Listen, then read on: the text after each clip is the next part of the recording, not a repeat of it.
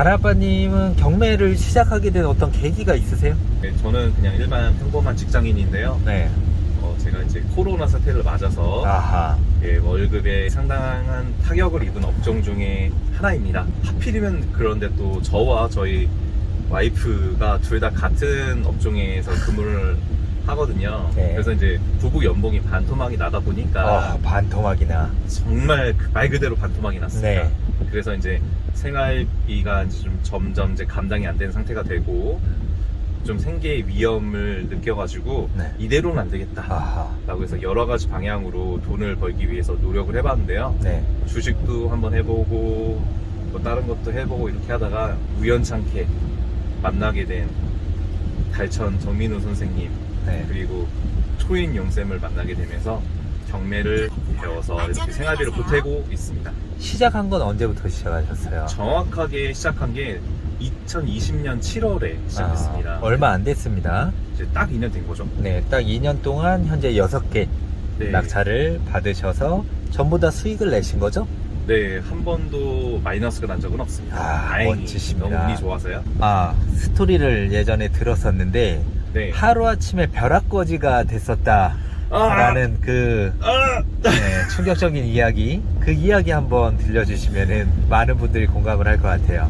이게 진짜 이게 어떻게 되면 큰 트라우마가 될 수 있는 기억인데 네. 다행히 저는 그거를 극복을 해서 지금은 웃으면서 이제 말씀을 그렇죠. 드릴 수가 있습니다. 네. 제가 아무것도 모를 시절에 그래도 집 한 칸에 있어야 되지 않겠나 싶은 생각에 네. 저희 부부가 일산에 있는 복도식 전용 5구짜리 한 25평 되는 거죠. 네. 진짜 낡고 진짜 별것 없는 아파트를 한 채를 딱 사서 자가로 잘 예쁘게 꾸며서 살고 네. 있었습니다. 그때 네. 제가 매입한 가격이 2억 8천이었을 거예요. 2억 8천인데 인테리어를 2천을 썼어요. 어허. 그러니까 뭐 매입가가 3억이 되는 거죠. 네. 그렇게 해서 이제 저는 되게 만족을 하고 내 집 한 칸 있다 라면서 잘 살고 있었는데 2016년에 사서 2019년까지 보유를 하고 있었는데 딱 2천만 원이 오른 거예요. 아하. 그런데 2018년, 2019년에 서울 집값이 엄청나게 많이 상승을 하면서 그렇죠. 서울의 자가 아파트를 가지고 있는 저와 매입가가 그렇게 차이가 안 났던 지인들 네. 아파트가 거의 진짜 말 그대로 2배가 오른 거죠. 아하. 제가 그걸 보면서 일산은 네. 집값이 안 오르는 걸 보니 네. 서울 집으로 좀 갈아타야겠다 네. 그런 생각을 가지고 그때 정말 좀 많이 마음이 되게 힘들고 네. 그때 사실 와이프를 붙잡고 많이 울었습니다. 울기까지 했어요? 네, 제가 너무 이런 투자나 부동산이나 이런 돈에 대한 공부를 안 해서 네. 그때 서울 한 귀퉁이에 충분히 집을 살 수 있었는데 그때 서울에 집을 안 구하고 출퇴근하기 편하다는 이유 하나만으로 일산에다 집을 구해서 아하. 지금 몇 억이나 되는 돈이 남들은 벌고 있는데 나는 못 벌어서 이게 온전히 가장이 나의 잘못이다. 네. 내가 공부를 안 해서 그렇다. 미안한 마음에 진짜 많이 울었거든요. 잘못된 결정에 대한 후회가 너무 막심했고요. 네. 그것 때문에 굉장히 후회스러웠는데 그래서 결론적으로는 그때 일산 집을 팔고 어허. 서울 집으로 갈아타기로 결심을 합니다. 네.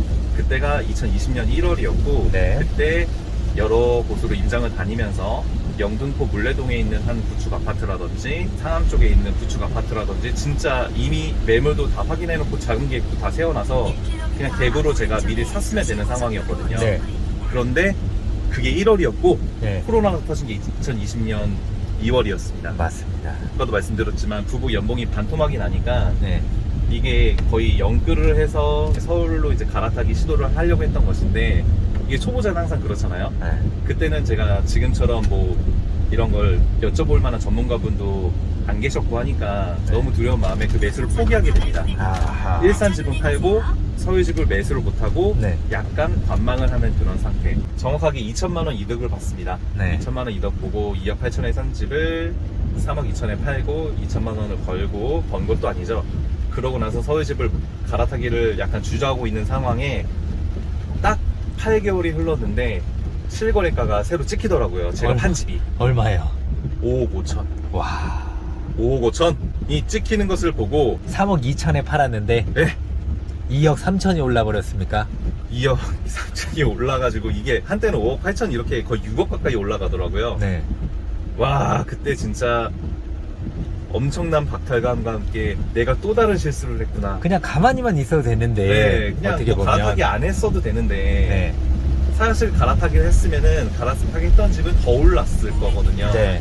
근데 그걸 주저하고 있는 상황에 야 이게 일산집이 한 개 2억이 올라버리니까 진짜 말 그대로 뭐 객관적으로 봐도 벼락거지가 된 상황이었고 그때 멘탈이 좀 많이 흔들렸죠. 그나마 저를 지탱을 해줬던 것은 그때 그 집이 2억이 오르는 와중에 저는 이미 경매를 배워서 수익을 내고 있었다라는 것이었습니다. 다나 아빠님은 물건 검색을 하루에 얼마나 하세요? 습관적으로 매일매일 들어가서 한 번 보면 한 30분 정도 보긴 하는데 진짜 마음 잡고 오늘 내가 입찰할 물건 찾겠다라고 하면은 애 재워놓고 맥주 한 잔씩 마시면서 1시간이고 2시간이고 뭐 하기도 합니다.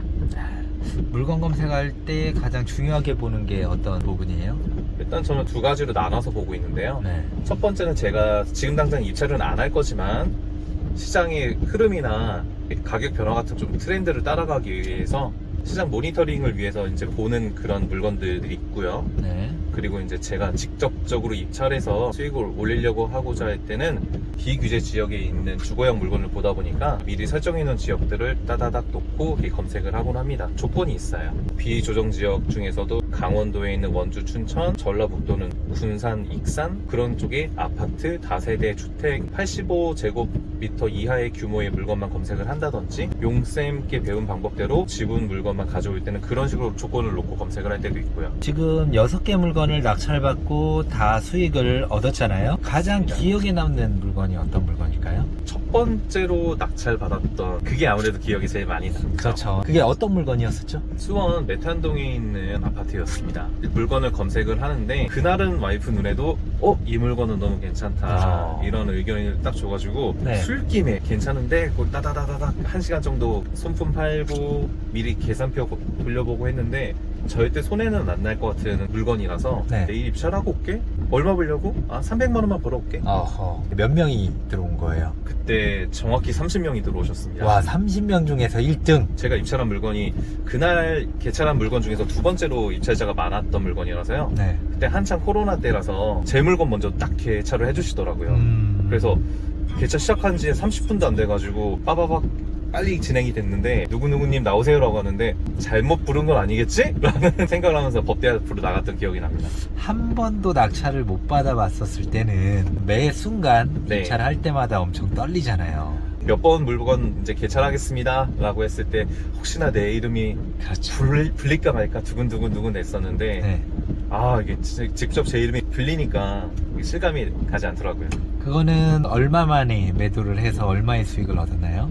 그때 당시는 2020년 7월에 낙찰을 받고 9월 말쯤에 명도를 끝나고 판매를 했거든요. 네. 그래서 그때 당시에는 개인 명의로 단기 매도를 했을 때 양도세가 지금과 같은 77%가 아니고 44%였습니다. 양도세를 내고 판매를 했는데 1,400에서 1,500 사이 순수익이 났던 걸로 기억을 합니다. 야. 그 물건을 제가 잊을 수가 없는 게 네. 낙찰을 받고 가서 제가 첫 명도를 스스로 한 거지 않겠습니까? 네. 근데 그 채무자분이 살고 계셨는데 네. 너무 젠틀하시고 네. 연락도 너무 잘 받아주시고 네. 가장 결정적으로 문을 딱 열고 들어갔는데 집을 다 보여주셨거든요. 네. 올수리가 돼 있는 거예요. 아하. 중문도 달려있고 물어보니까 한 3년 전쯤에 싹 수리를 하셨다고 하더라고요. 어허. 제가 300만 원 수익을 생각하고 들어갔는데 1,000만 원이 넘는 수익이 난 거는 문도 있었습니다. 열심히 하는 사람한테는 운은 따라오는 것 같아요. 용쌤과 달천쌤한테 뵀을 때는 그냥 해주신 소리인 줄 알았는데 네.